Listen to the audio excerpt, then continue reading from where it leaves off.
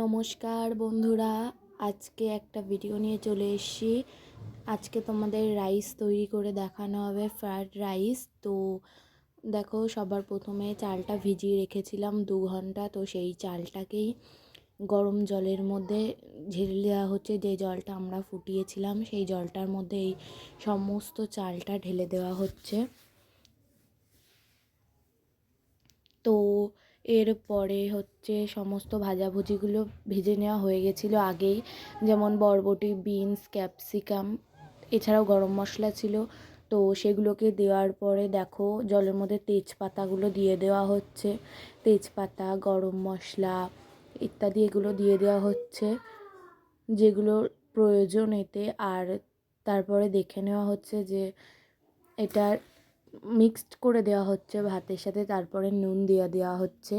তারপরে ঢাকনা দিয়ে দেওয়া হলো যাতে এটা ভালো করে ফুটে জাল হয়। তো তারপরে একটু নেড়ে দেখা হচ্ছে যাতে ভাতটা ঠিকঠাক পুরোপুরি হয়ে গেছে কিনা। তো দেখছে পুরোপুরি হয়ে গেছে, সেই কারণে একটু চিনি দিয়ে দিল। তো চিনি দেওয়ার পরেই ভাতটাকে উপর দিয়ে দেওয়া হবে।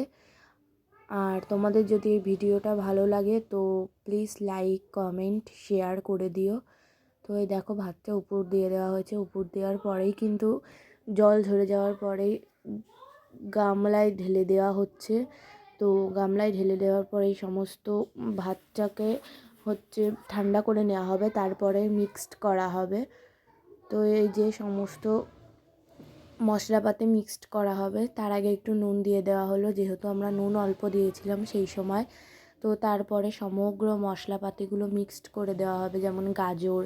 এখন গাজরগুলো আর কিছু বিনস দিয়ে দেওয়া হয়েছে, সেগুলো ভালো করে মিক্সড হওয়ার পরে আরও সমস্ত কিছু দিয়ে দিতে হবে।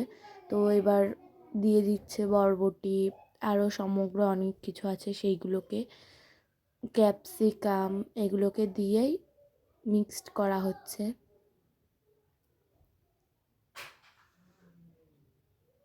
তো এভাবেই রাইস তৈরি করা হয়। তো যদি ভিডিওটা খুব ভালো লাগে তো লাইক, কমেন্ট, শেয়ার এগুলো সমস্ত কিছু করে দিও। আর চ্যানেলটাকে সাবস্ক্রাইব করে দিও।